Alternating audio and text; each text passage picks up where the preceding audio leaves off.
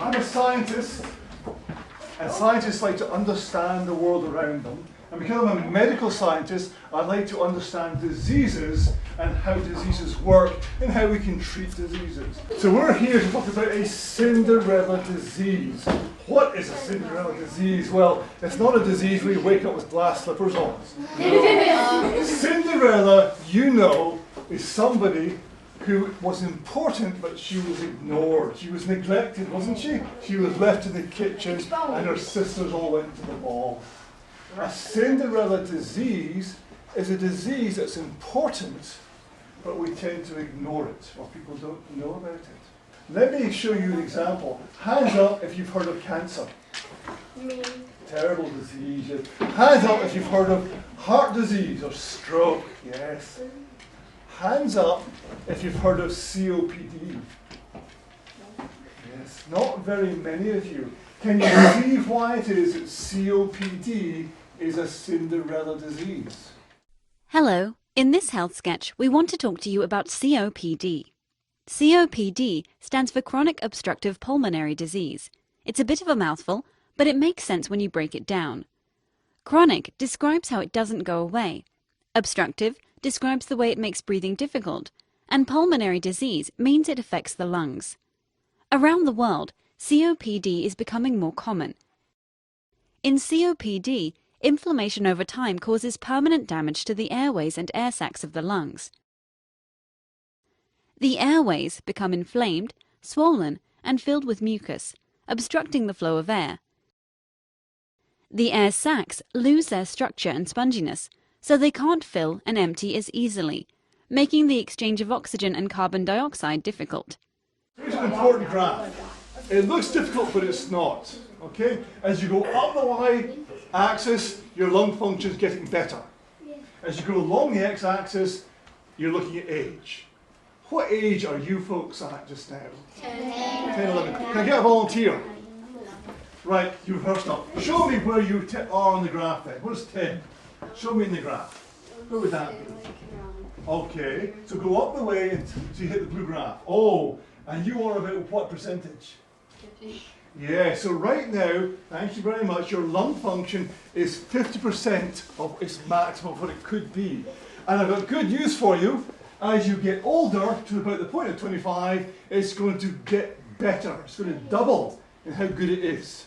Is that good news? Yes. Yes. I've got a bit of bad news though. With age, it actually starts to get old. So when you get to my age, I'm in my 50s, you start to decline. And then when you're very old, 80 or 90, you're back down to about 50%. But importantly, that if you have a normal lung that you take care of. What happens if you grow up in an area with a lot of pollution or a lot of smoking?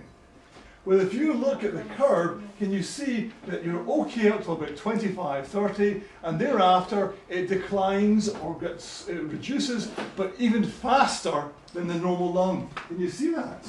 So here you are at 60 with your lung function falling to even less than 10%. In a worst case scenario. That's not good, is it? This graph is telling you something very important. It's what you do in the young part of your life that affects you when you get into your 40s, 50s, and 60s.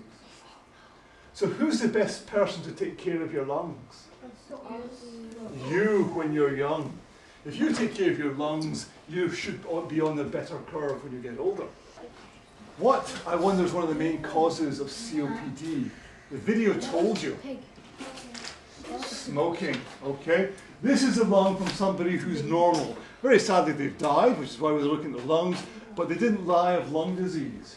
Here's a picture of somebody who smokes. Now, where's the yes?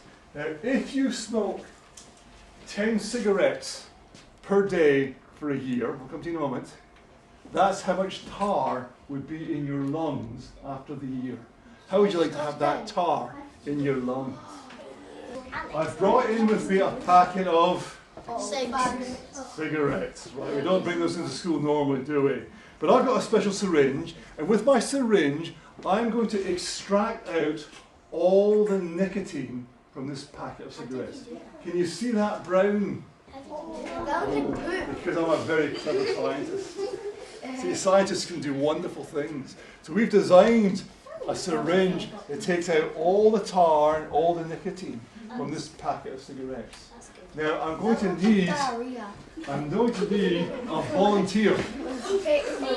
We'll take your stuff. You're up one. You come sit here. Now I'm going to inject that nicotine into my young volunteer.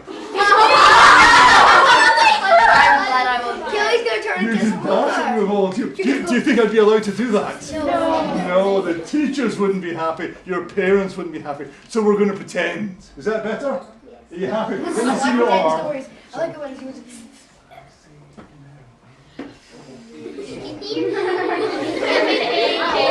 Can you hear me? So I'm going to give an injection of all the nicotine from a packet of cigarettes into my young volunteer. Are you ready? I'm going to inject it in now. Oh my! We're so high.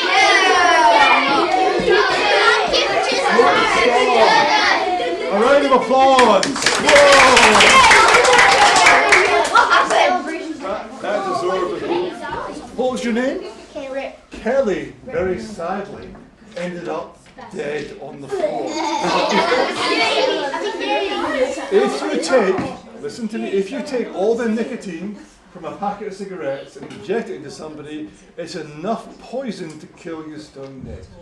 I want you to appreciate that a packet of cigarettes is actually a packet of poison.